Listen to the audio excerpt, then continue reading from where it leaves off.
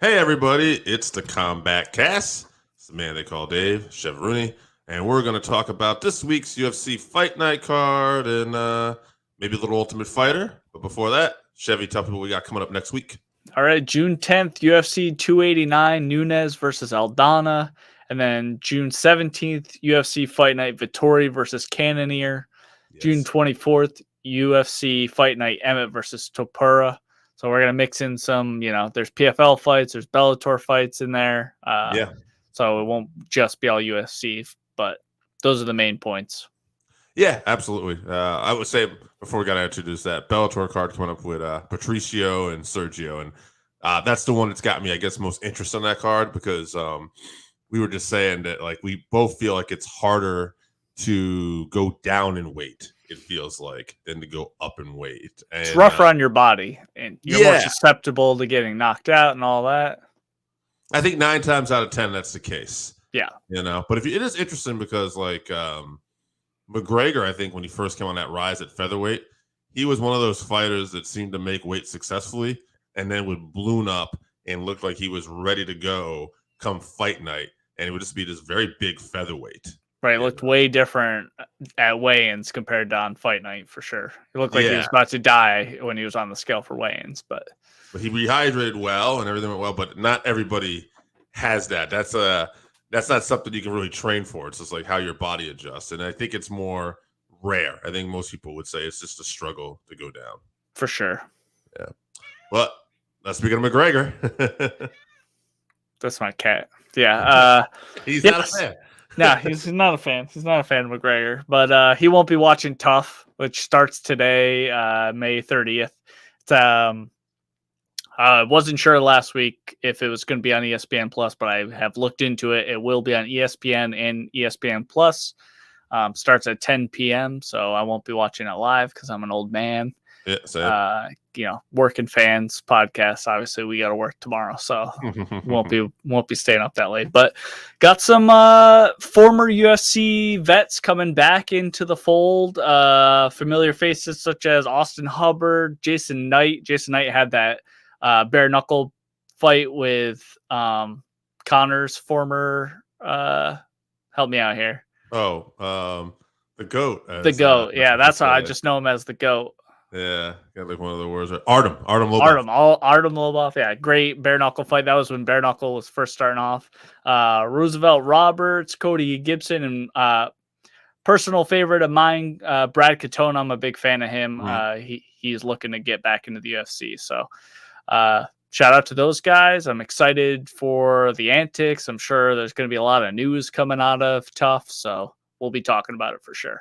Yeah, it's probably the most interested I've been in the Ultimate Fighter in a long time, just because the McGregor personality with Chandler, who's a personality himself. So it's just very exciting. And I think this is probably what makes McGregor interesting, right? A lot of it is his pre-fight hype. And I feel like this whole season is basically a chance to have pre-fight hype. The only time Conor did this before was with Faber, and they weren't fighting. So this is a completely... We still got some great clips out of that, though, with the TJ and Cody.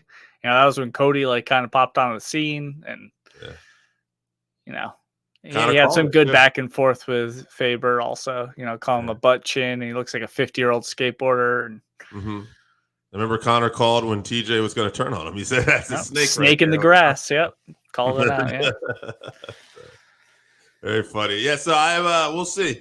Maybe that's something we'll talk a little bit about each week if we end up fitting in our schedules. I'm going to try. We'll see how it goes. Yeah, we'll try. Yeah. Yeah.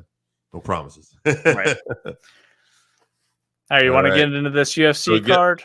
Yeah, let's go. We're going to do the last 3 fights, the final 3 fights, main event, co-main event. But I thought, given that Jim Miller now is just plowing through these records for most UFC fights, and he's taking on a guy like Jared Gordon, who's come short notice, also bad luck. Yeah, it's like let's talk about this one. Yeah, so we'll start off with Jim Miller versus Jared Gordon. Yeah, so both these guys coming in here. Jared Gordon is 19-6-1, 6 KOs, 2 submissions, 11 decisions. What is interesting is he's coming off that fight with Bobby Green where we had the accidental headbutt, which, could have very well turned that fight around.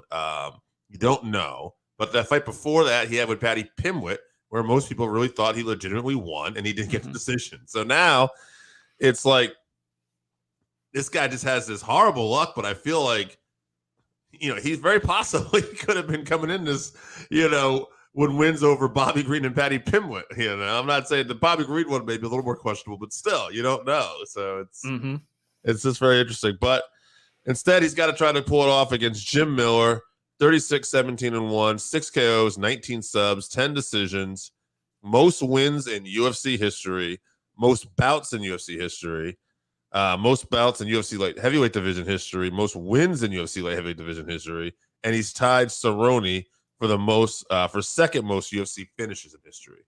He's an all-timer. He's a Hall of Fame based off that resume. In arguably the toughest division of lightweight as well. Absolutely. Most stacked, so. Could pull it off this weekend, but I think Jared Gordon really needs this victory more, and I think that's going to be the difference here, and I think Gordon will get it, but I'm going to say it's by decision because Miller's just so tough. Yeah, you talked about how Jared's been having a rough go lately with the accidental headbutt and robbery to Paddy. Jim Miller is not a good late notice replacement for him either. I think even at 39, Jim is still technically better everywhere. Jared is super tough.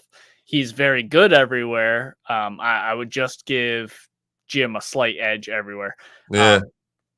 But Jared does just find a way to win usually, when he's not getting screwed over or headbutted in the face. But I think that even at 39, I'm still going to go with Jim Miller. I know he lost his last one by decision, but yeah, he still looks like a top flight fighter. So I'm going to go with him. I think he gets it done round 3 sub. Okay. I mean, he's won 3 out of the last 4 too. That's something I didn't point out, but yeah, it is worth noting. Jim Miller is still operating at a high level. That last loss was to Alex Hernandez, who has a win over Beneil Dariush. Questionable looking back at that. But nonetheless, Hernandez is a guy capable of lighting you up, and he came to perform that night. So, yeah, I would not, like I said, I'm leaning towards Gordon in this one because I just think he needs the victory pretty bad. But, yeah, Miller could easily win this. So, but yeah. Also, Jim plans on fighting at UFC 300 if he can. I don't want to see him just start losing every time until then. So with my heart, I'm picking Jim as well. I'm a fan of Jared. He's a super nice guy, but I'd like to see Jim at least get this win before he might need one more before he gets to 300. But yeah, shout out to Jim Miller. He's a legend. All right, let's move on to the co-main event. Alex Caceres, Bruce Leroy, big fan of this guy, and Daniel Pineda, another great guy who he flies under the radar a lot. He does. Caceres is 20-13-1, 4 KOs, 7 subs, 9 decisions. And I just want to look this up real quick. I forgot to put it down. He has won 1, 2, 3, 4, 5, 6. He's won 6 out of his last 7, which is, he used to be an up, down fighter. So other than Soduk Lusev, which was 2 fights ago he lost, he's been on quite a tear. So, yeah, I think he's definitely got momentum, but Daniel Pineda, 28 wins, 14 losses, 3 defeats, 9 KOs, 19 subs. This man has not won a decision. He's always got finishes. And he's got more subs, but 9 knockouts is not anything to be shy of either. So he could definitely bang. Let's go look at this up too. Pineda. Pineda is a little more up and down. He's had a no contest, a loss, but some of the guys he's been fighting has been a little tougher too. Went over Herbert Burns. I'm going to lead towards Pineda just because of how strong he is on the ground and on his feet. Bruce Leroy's best bet would probably be, I would think, to clinch him up a lot. And I don't know. I don't know if he'll be able to do that to Pineda. So I'll go with Pineda.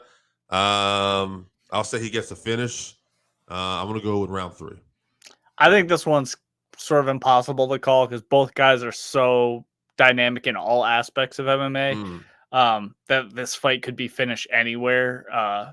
or maybe they nullify each other to a decision. I know you said Pineda doesn't really win decisions, but I think Alex is a tough fighter to prepare for. So I'm going to guess that Alex will fight at range because I think Pineda is only like 5'7", and Alex is definitely like 6'1" or something like that. He's very tall. He fights long.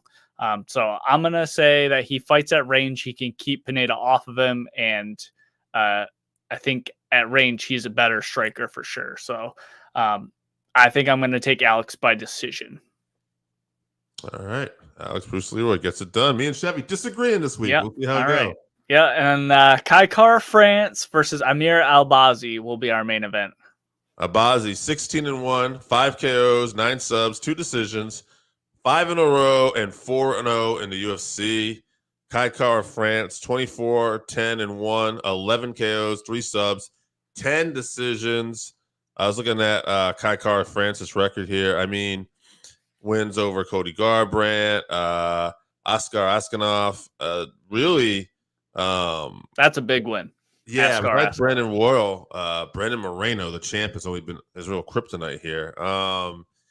Strength of schedule is the big difference here. Kaikar France has had a lot more UFC fights, and so this is going to be Albazi's biggest test.